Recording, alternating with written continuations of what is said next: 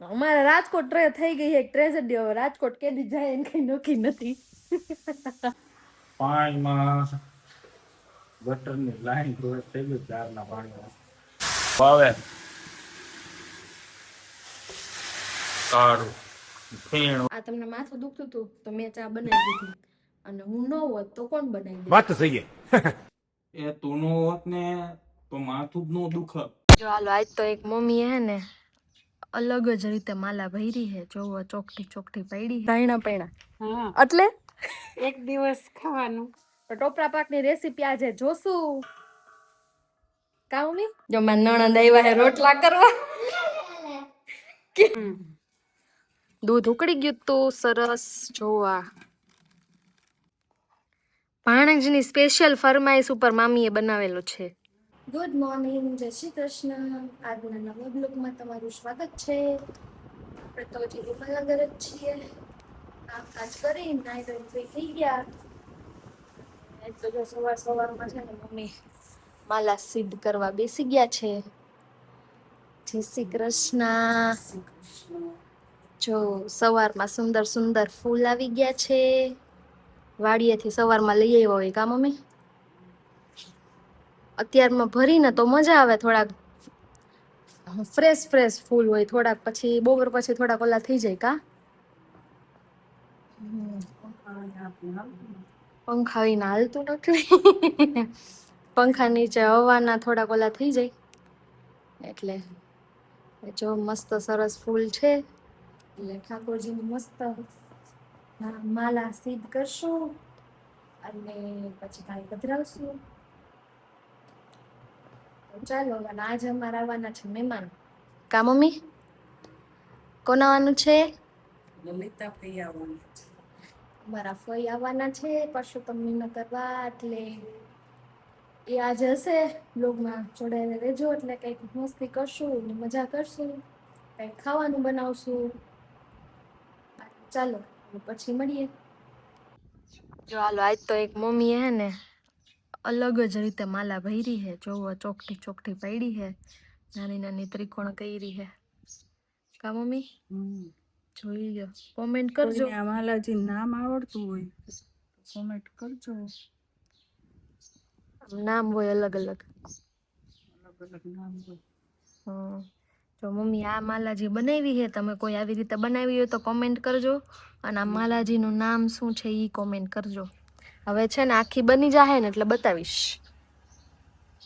હાલો, મમ્મીએ હે ને માલા સિદ્ધ કરી લીધી હે પૂરેપૂરી, અને જો કેટલી સુંદર લાગે છે કા. આ માલાનું નામ અમાર ફઈ આવી ગયા હે. ફઈ જય શ્રી કૃષ્ણ. જય શ્રી કૃષ્ણ. ફઈને ખબર હે, હમણાં મને નામ કીધું, પણ તમે લોકો કોમેન્ટ કરજો કે આ માલાને કઈ કહેવાય કા મમ્મી? હાલો, હવે જો થઈ ગયું છે. મમ્મી નામ નતું આવડતું, જો ફઈને આવડતું તો ફઈ કીધું હમણાં મને. એટલે મને નામ ખબર પડી ગઈ છે. તમે બધા મંડો કોમેન્ટ કરવા, એટલે જેનું નામ, જેનો સાચો આન્સર રહેશે ને એનું કહીશ કે આ સાચું નામ છે કા ભાઈ? એમ જ હોય ને. એમ જ હોય ને. તઈ પધરાવી લઉં? હા, પધરાવી લ્યો. હાલો, જો હાલો હવે કા રસોઈનો ટાઈમ થઈ ગયો છે, અને હવે બનાવવાની છે રસોઈ. મારા મહેમાન આવ્યા છે, પણ મહેમાન પરસોત્તમ મહિનો રહે છે.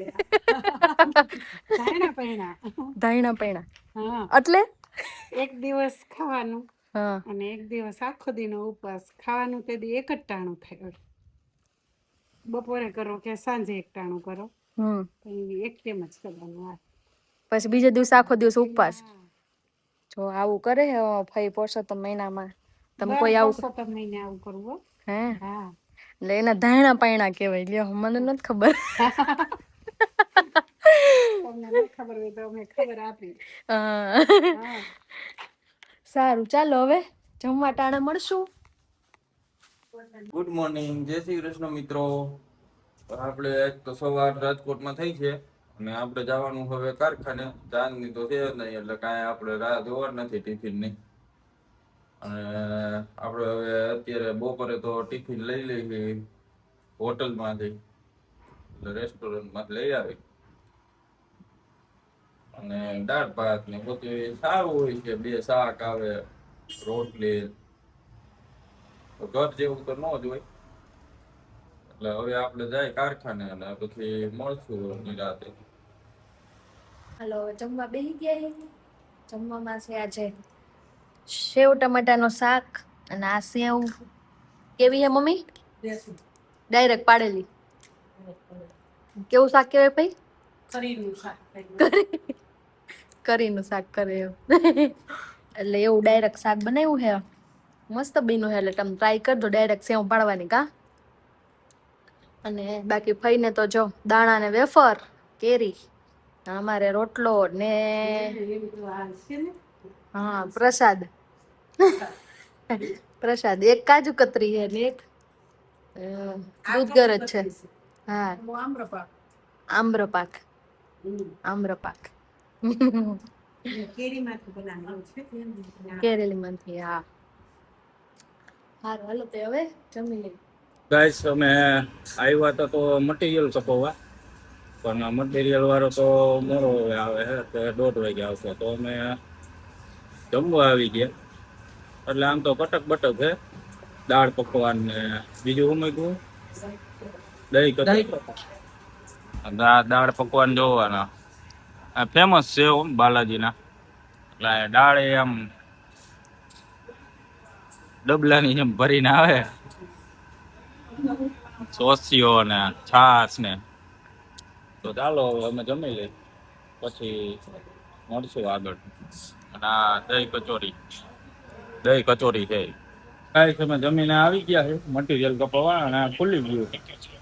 જો આ મટીરિયલ એમાં કામ ચાલુ થઈ ગયું છે. હવે આપણું કપાય તે ખબર હવે. અને આ બધા જો આમ સારું લોકેશન છે,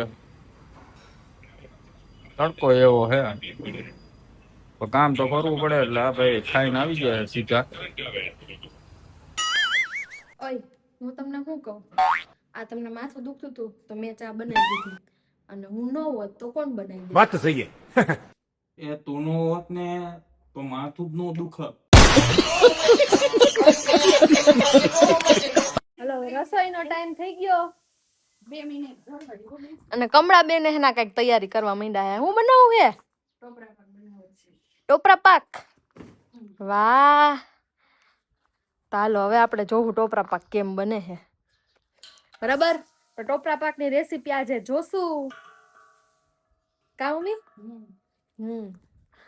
જો ફળિયામાં પવન આવે હે, મજા મજા છે ગામડે. અમારે રાજકોટ થઈ ગઈ એક ટ્રેજેડી. હવે રાજકોટ કેદી જાય એને કઈ નક્કી નથી.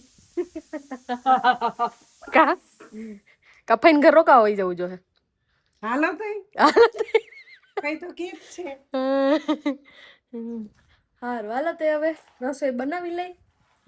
જો મારા નણંદ આવ્યા હે રોટલા કરવા. બતાઈ તો ખરો તાર રોટલો તૂટી ગયો. હાર આવડે હો, મને મદદ કરવા આવ્યા હે કા. આઈન ફ્રેન્ડ આ બે આવ્યા હે મને કામ કરાવવા. રોટલો તૂટી ગયો પણ હે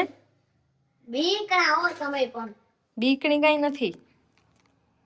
જોજીને હવે કોણ ખાહે?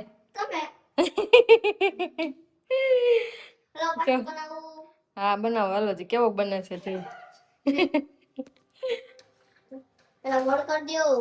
લ્યો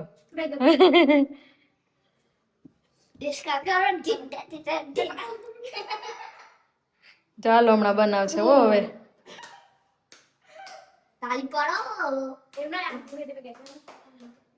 તો થયો હો, થયો હો, થયો.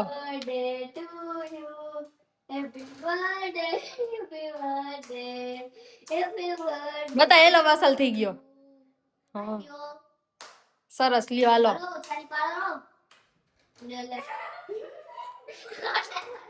મૂક દે લાઈ. એમાં તને હાથ બળે. લાઈ હું મૂક દે. હાલો જો હવે ચોળો મૂકો. ઝાંખી બેન નો રોટલો. નાના નાના નણંદ આવ્યો ઈ નો કરતી. હજી નો ચડ્યો હોય તૂટી જાય. હાલો તો શું કર્યું તમે?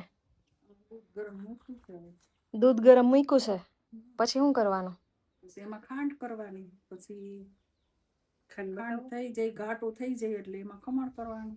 ઠીક, અત્યારે તો દૂધ ને ઘાટું કરવાનું છે. છે સારું, હાલો આગળનું હવે જોઈએ. 2 કટોરા ખાંડ પધરાવી છે અને ઉપરની થોડીક આ વધારાની. દૂધ ઉકળી ગયું તું સરસ જોવા.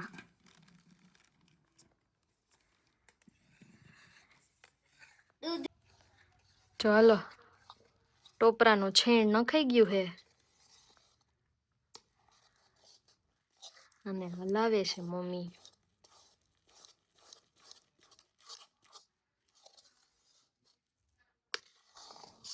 હાલો મમ્મી, શું નાખ્યું? આ એલચી પાવડર. હવે એલચીનો પાવડર નાખ્યો છે એટલે ટેસ્ટ સારો આવે ને. પાણે જ ખાઈ તામથી યાદ કરે ને મામીને. ભાણેજની સ્પેશિયલ ફરમાઈશ ઉપર મામીએ બનાવેલો છે.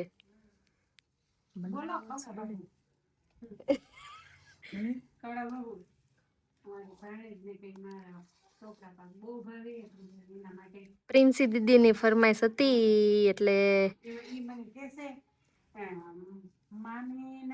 નાના જેવો તો ટોપરા પાક કઈ રીતે નથી રાખો ને બકડિયા પાસે. હવે અમારે હાલો તઈ હવે બની ગયા હે.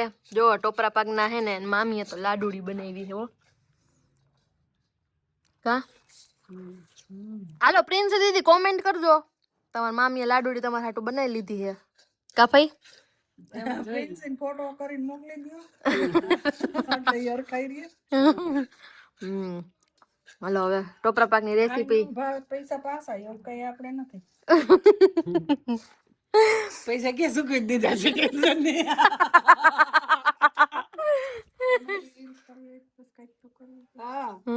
ના ભાવે તો 2 મહિને પૈસા પાસા આવે એમ. ખૂટાડીને બસ પૈસા દઈ જાજો. તો કોમેન્ટ કરજો કોને કોને ટોપરા પાક ભાવે છે. બાકી હવે જો મમ્મીએ તો બનાવી દીધો છે, હવે ખાઈ ખુશી દીદી હું પ્રિન્સી દીદી ખાઈને હવે રિવ્યુ આપણને આપશે કે કેવો બન્યો હે. કા તે હારું હાલો તે હવે જમણ.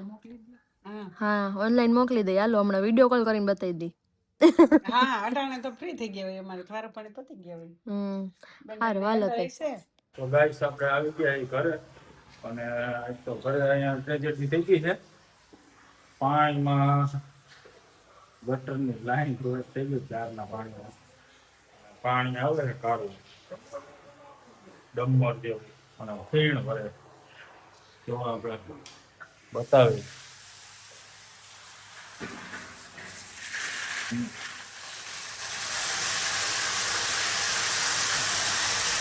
બંધ હવે આવે કાળું ફીણ વરે અસલ ગટરનું પાણી આવે.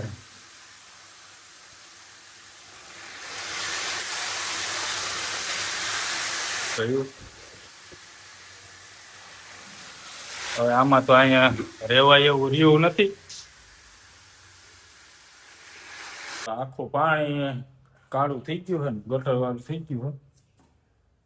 તો હવે ટ્રેજેડી તો સારી થઈ ગઈ છે અહીંયા. હવે તો બદલાવવું જોઈએ અમારે તો મકાન, કારણ કે અહીં નળનું કનેક્શન છે નહીં. દાર હતો તો દારે ગટર આરે મિક્સ થઈ ગયો, પાણી હવે ગટરનું જ આવે. તો હવે આપણે આગળ મકાન ક્યાંક ગોતશું, હવે મળે એટલે બદલાવશું. અને અત્યારે એ સારું થયું કે ચાંદની ગામડે રોકાઈ ગઈ અને હું એક આવ્યો. નકર તો અહીંયા મોટું ધોવાનું પાણી હતું નહીં અમારે.